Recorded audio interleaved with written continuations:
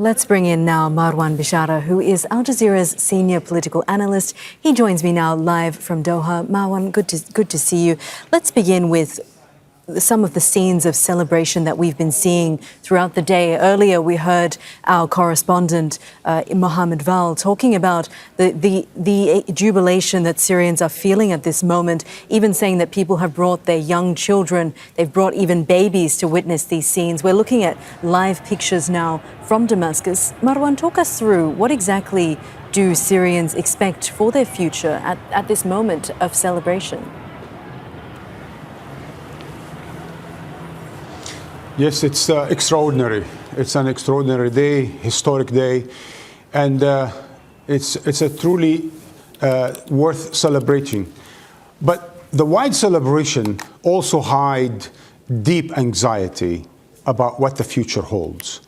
And that anxiety really extends to a number of crucial elements for Syria. It includes the economy, which is in dire straits, the political transition, which promises to be incredibly difficult, because one thing is to rule over Idlib, another thing is to rule over Syria, which requires a widening of a coalition among tens of opposition figures and parties and so on.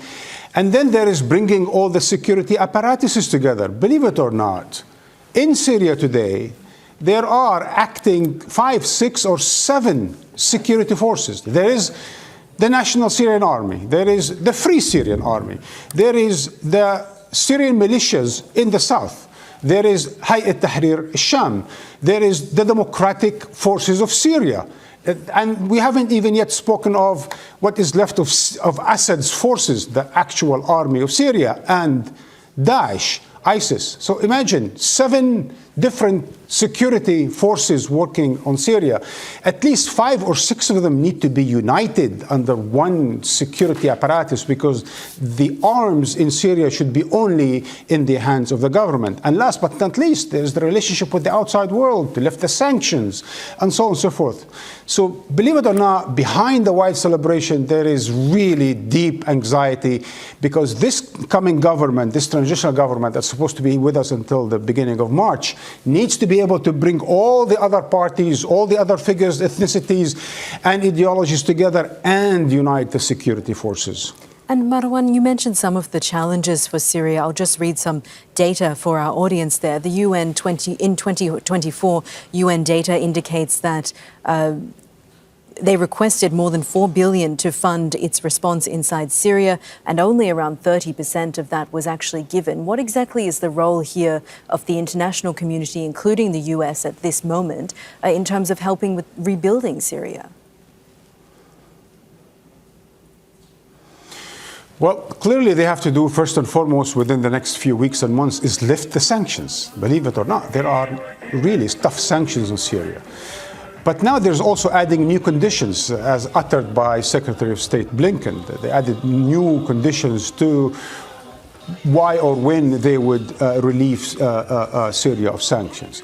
But my worry is that the American position is again being divisive and again being unconstructive, right? Because Blinken comes to the area in order to play, the hopeful figure that will manage things. But in fact, what he just said after his meeting in Iraq and Turkey was not, first of all, clear. It was ambiguous. And second, it sounded quite destabilizing, because the whole idea of the fight against Daesh, and let's all remember, Daesh was created by the American invasion of Iraq, or through the American invasion of Iraq, as the next president of the United States says, Trump. Their mistakes in Iraq by dissolving the army, by the so-called de-Baathification and so on and so forth, led to the rise of ISIS. And today, tackling ISIS must happen by Syrians and Iraqis and Turks, not by American forces dividing Syria or supporting a secessionist movement in the northeastern part of Syria. So the United States needs to be constructive and stop being destabilizing part in this region. And Marwan, meanwhile, at this moment, Jake Sullivan, the National Security Advisor, is also in the region. What exactly is he able to achieve, given that the administration only has a few weeks left in office, in terms of, specifically for him, the ceasefire in Gaza? Absolutely, right? I mean, what is he doing here other than he doesn't have much to do in Washington? But I tell you, I think he's here primarily to steal the show, right? He is trying to steal the show for the Biden administration because let's all remember, for the past 15 months, the Biden administration supported genocide. It was complicit in genocide in Gaza. And now they want to, what's the word for that? Whitewash their genocide by saying, look, we achieved a ceasefire. But in fact, the credit goes to the Qataris and somewhat to the Egyptians. They're the ones who've been working behind the scene the past several weeks and months to achieve a ceasefire. And then the one who are extracted concessions from both Hamas and Israel. Qatar needs the credit, not Sullivan, who's coming here to steal the show. That's not fair. Two, I think Sullivan and Blinken are still trying to extract more concessions out of Hamas while covering up for Israel and covering up for Netanyahu. And that's, again, not fair. So the Biden administration wants to whitewash its image. It wants some kind of achievement before January 20th, even though has been, and it is today, at the expense of the Palestinians, and where, in fact, the credit lies is with the Qataris and the Egyptians. Thank you so much. That's our senior political analyst, Marwan Bishara, reporting from Doha. Make sure to subscribe to our channel to get the latest news from Al Jazeera.